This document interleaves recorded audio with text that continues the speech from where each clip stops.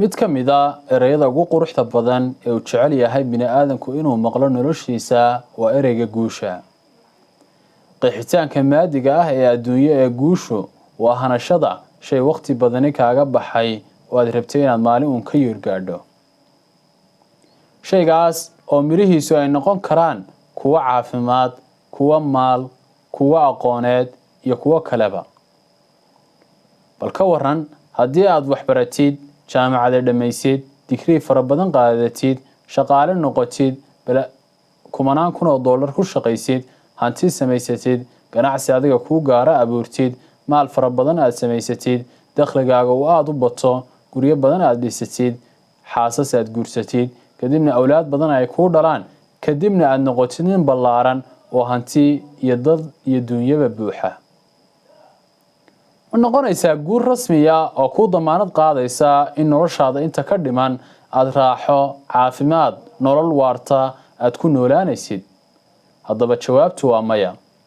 dhammaan arrimahaasi si kastoo aad u haysatid, aakhirka dambe masiirkaagu halka uu noqonayo waa kafan yar oo cad intii lagu duubo in iil yar lagu geliyo, kadibna dhoobo waxa weeyaan lagugu awdo, kadibna ciid lagaa sarraysiiyo, sidaana adduunka lagaaga duugo.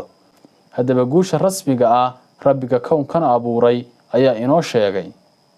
rabbi subxaanahu watacaala isagoo guusha ka hadlaya waxa uu yidhi kullu nafsin daa'iqatu lmowt, naf waliba waxa ay dhandhaminaysaa geeri oo waxa ay ku dambaynaysaa geeri.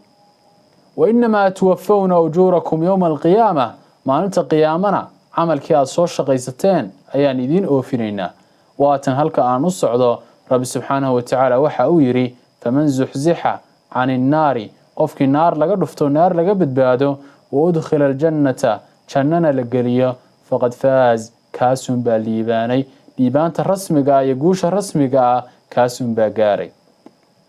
taa cagsigeeda muxuu noqon karaa khasaaraha iyo guuldarradu? iyadana rabbi subxaanahu watacaala ayaa inoo caddeeyey oo aayaddan ayuu wuxuu ku yidhi qul ina alkhaasiriina aladiina khasiruu anfusahum wa ahliihim yowma alqiyaamah. nebi maxamed ow dheh, kuwa sida dhabta u khasaaray waa kuwa khasaaray maalinta qiyaame iyaga iyo ehelkoodu.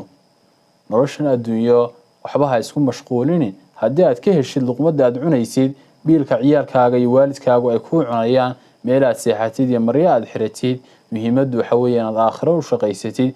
meesha qodobka la rabo inaad iska ilaalisid waxa weeye in aad u shaqaysashada daarta gaaban aad ku ilowdid inaad u shaqaysato daarta dambe.